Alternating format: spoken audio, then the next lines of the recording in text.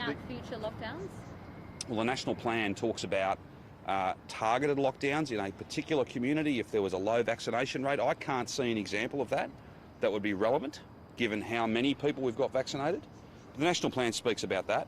But again, we're not having statewide lockdowns, we're not having citywide lockdowns because people have gone and done what we asked them to do. And now we're delivering what we said we'd do. That's the government I lead. We do what we say.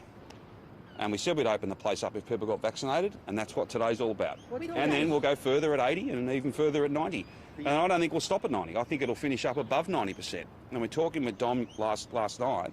They're very confident that they're going to get above 90% double dose as well. They're also very confident about some of the hospital numbers and the plateauing that they're seeing, and we hope that that's repeated here.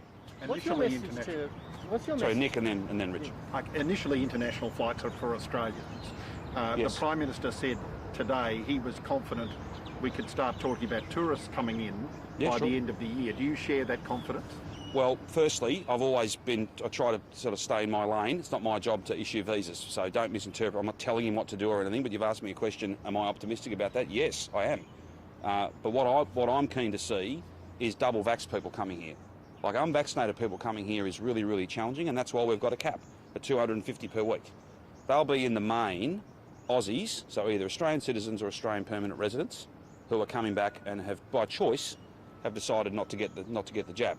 Alex Hawke made some comments the other day, and I couldn't agree with him more. That if you're a visitor visa or if you're a business visa, the notion of getting in here without having been double vaxxed by an approved vaccine. Try getting into the United States at the moment, or perhaps for a long time, without being double vaxxed. You're not going to get a visa. Most of Europe's like that, I understand. It's not been my number one focus in terms of travelling overseas, but everyone's got restrictions. And we need to make sure that we safeguard what we've built. The Victorian community have built, and the Australian community have built something precious. And it's been bloody hard to get to this point. Now we just have to safeguard it, because we don't want variants coming here. We don't want more virus rather than less. We don't want more pressure on our health system, and every unvaccinated person, particularly in the next few months when we're going to have transmission everywhere, it's going to move right throughout the community.